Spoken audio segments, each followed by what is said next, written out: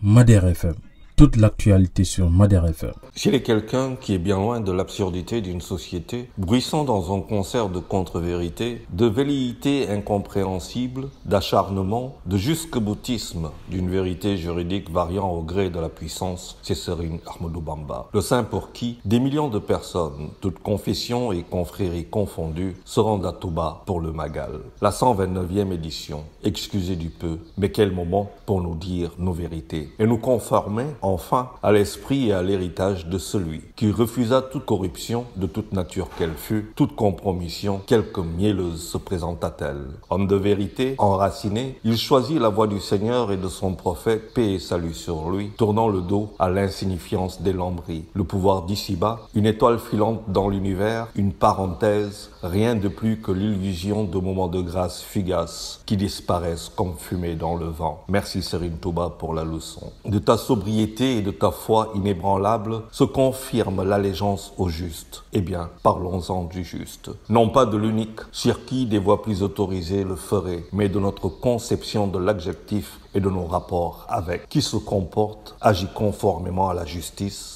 à l'équité. Quel homme politique peut s'en targuer? Des égos aux ambitions surgelées que n'a-t-on pas entendu? S'il est courageux pour le maquis de demander aux guides religieux, tous autant qu'ils sont, de mettre la main dans le cambouis et de prendre la parole pour inviter les partis concernés à un retour à l'orthodoxie pour une Afrique de paix et de développement, il doit tout aussi être critique envers lui-même. Comment en est-on arrivé à cette situation politique tendue, à cette inimitié familiale, à la fracture sociale? Le Magal édition 2023 a ceci d'important qui nous renvoie plein la figure le résultat de nos turpitudes, de nos choix alambiqués, de notre inféodation à l'aveuglement, à l'insulte de l'avenir et la compromission de nos enfants, dont certains dorment pour l'éternité dans l'abysse de l'Atlantique.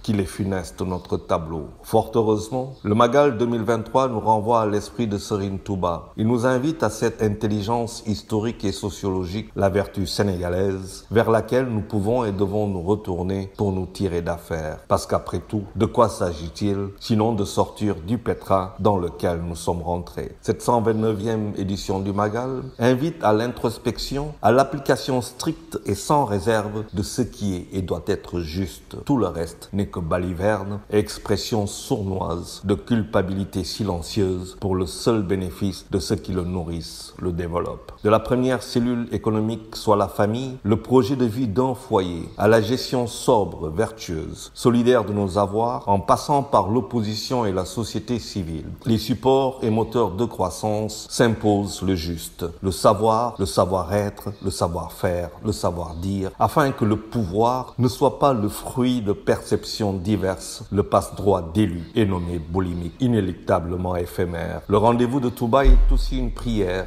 une promesse de lendemain certain, sûr et meilleur pour la jeunesse et pour tous ceux qui mettent le travail bien fait au cœur de l'essence de leur vie. Voilà ce que m'inspire cette 129e édition du Magal, l'occasion de nous dire sans concession les choses, d'accepter nos erreurs et fautes, de reconnaître nos mérites et enfin de prier ensemble pour un Sénégal debout, fier de lui, dans lequel la jeunesse et les générations futures verront grand, se fixant des objectifs armés d'éthique, d'équité, de justice. Être juste, savoir l'être, le sommes-nous, voulons-nous l'être? Il a Touba ou les hommes de vérité, ainsi se veut ce Magal 2023. Juma Moubarak et bon Magal à tous. Madère FM, toute l'actualité sur Madère FM.